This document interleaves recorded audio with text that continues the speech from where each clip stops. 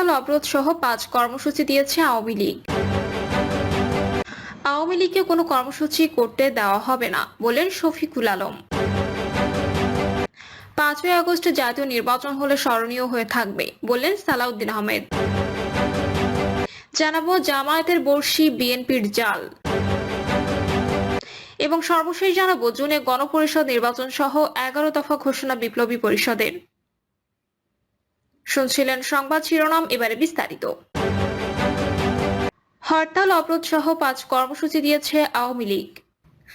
অন্তর্বর্তী সরকারের পদত্যাগের দাবিতে 5 কর্মসূচি দিয়েছে ক্ষমতাচ্যুত আওয়ামী লীগ। প্রেরকের নাম ছাড়াই দলটির ইমেইল থেকে পাঠানো বার্তায় কর্মসূচি ঘোষণা করা হয়।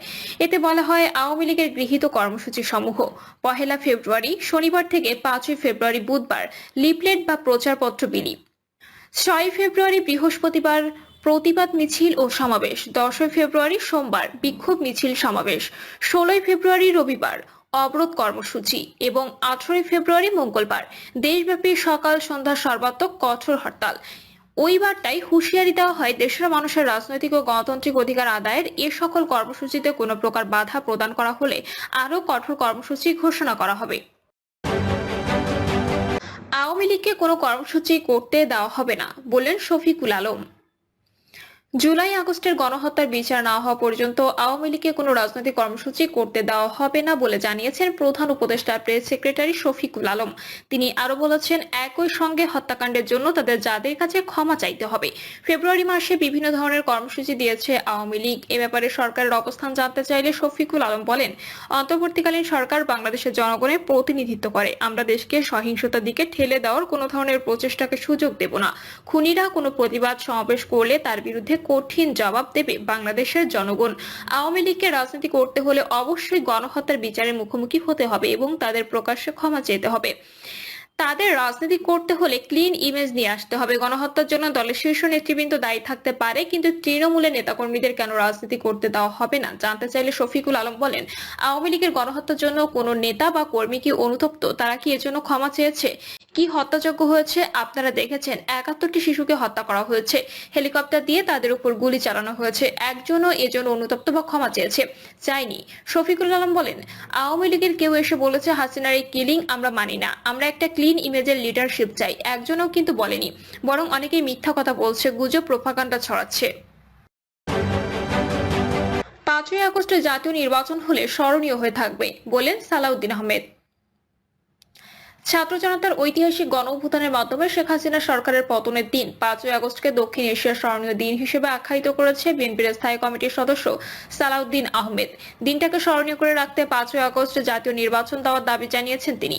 বর্তমান সরকারকে সঠিক পথে আনতে আন্দোলন করা লাগতে পারে জানিয়ে সালাউদ্দিন আহমেদ বলেন, বিগত কয়েকবার আমরা সরকারে ছিলাম, বিরোধী দলে ছিলাম এবং আমরা 40 থেকে 45 বছর নির্বাচন প্রক্রিয়ার মধ্যে আছি। তাই আমরা বুঝি কতদিনে নির্বাচন দেওয়া সম্ভব। সেজন্য আমরা বলছি, নির্বাচনী আইন ও প্রাতিষ্ঠানিক সংস্কার শেষে দ্রুত নির্বাচন দিন। তিনি বলেন, নির্বাচন দিতে কেন বিলম্ব হচ্ছে সেটা জনগণকে জানাতে হবে। সংস্কার কমিশনের রিপোর্ট পাওয়ার পর 15 দিন পার হয়ে গেছে, এখনো রাজনৈতিক দল ও বিশেষজ্ঞদের সঙ্গে আলোচনা করেনি। আমি আশা করব দ্রুত আলোচনা করে একটি সিদ্ধান্ত নেওয়া হবে। ফ্যাসিবাদী দল হিসেবে আওয়ামী লীগের বিচারের জন্য অন্তর্বর্তী সরকার দৃশ্যমান কোনো উদ্যোগ নেয়নি। বর্তমান সরকারকে সঠিক পথে আনতে রাস্তায় আন্দোলন করতে হতে পারে। এ সময় গণহত্যার দায়ে আওয়ামী লীগের বিচার দাবি করেন তিনি। গণ অধিকার পরিষদের সভাপতি নুরুল হক নূর বলেন, জুলাই আগস্টের আন্দোলনে শিক্ষার্থীদের ঢাল হিসেবে পাহারা দিয়েছিল রাজনৈতিক দলগুলো। কেউ এটা ভাববেন না যে এই আন্দোলন 10 থেকে 15 দিন সফল হয়েছে, এটা ঠিক নয়। বিগত 16 বছরের আন্দোলনের মাধ্যমে জুলাই আগস্টের অভ্যুত্থান সফল হয়েছে। জামায়াতের বর্ষি বিএনপির জাল। আওয়ামী লীগ ভোটে থাকতে পারবে না ধরে নিয়ে আসছে সংসদ নির্বাচনে বিএনপি প্রতিদ্বন্দ্বী বলয় করার চেষ্টা করছে একসময় মিত্র জামায়াতে ইসলামী। ধর্মভিত্তিক দলের জোট এবং অন্যদের সঙ্গে নির্বাচনী সমঝোতা এই প্রচেষ্টা আটকাতে তৎপর বিএনপিও। জামায়াত যে দলগুলোর দিকে হাত বাড়াচ্ছে, বিএনপিও সেগুলোকে কাছে টানছে। শেখ হাসিনার পতন ঘটানো গণ অভ্যুত্থানের ছাত্র নেতাদের সঙ্গে বিএনপি প্রকাশ্য বিরোধ ও জামায়াতের বন্ধুভাব থাকলেও দুপক্ষই যোগাযোগ রাখছে।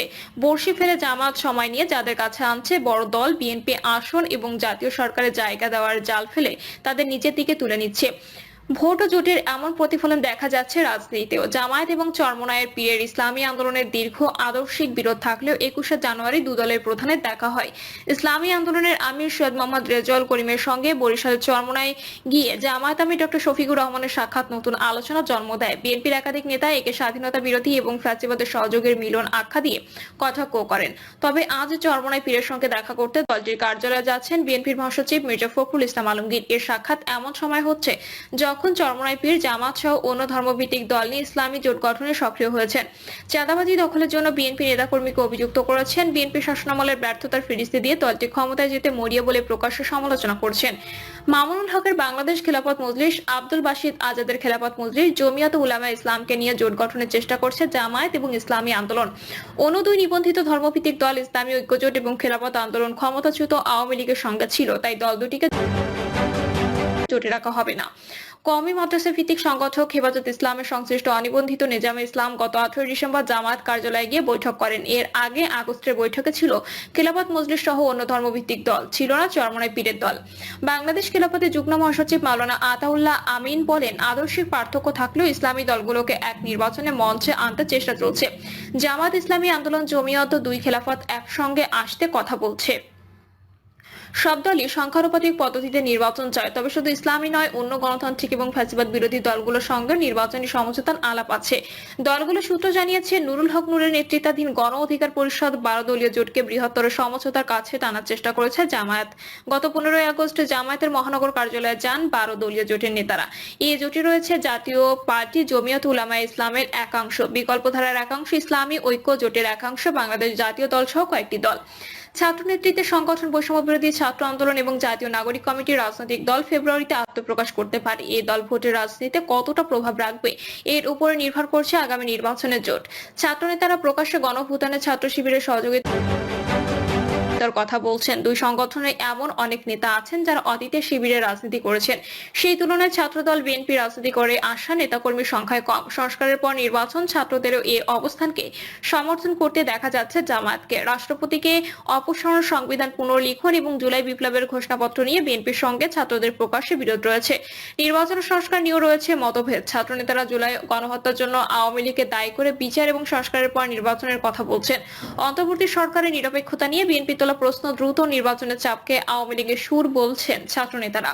সরকারে থাকা ছাত্র উপদেষ্টা নাহিদ ইসলাম তা প্রকাশ্যে বলেছেন, ছাত্র নেতারা আগামী নির্বাচনে আওয়ামী লীগকে চান না।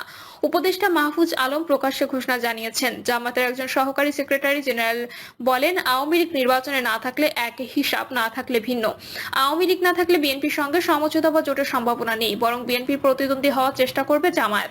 ছাত্ররা যদি দল গঠনে সফল হয় এবং বিএনপির সঙ্গে যে বিরোধপূর্ণ সম্পর্ক থাকে, তবে ছাত্রদের সঙ্গে জামায়াতের জোট না হলেও অপ্রকাশ্য নির্বাচনী সহযোগিতার সম্পর্ক থাকবে। বিএনপির সঙ্গে ছাত্রদের যোগাযোগ রয়েছে।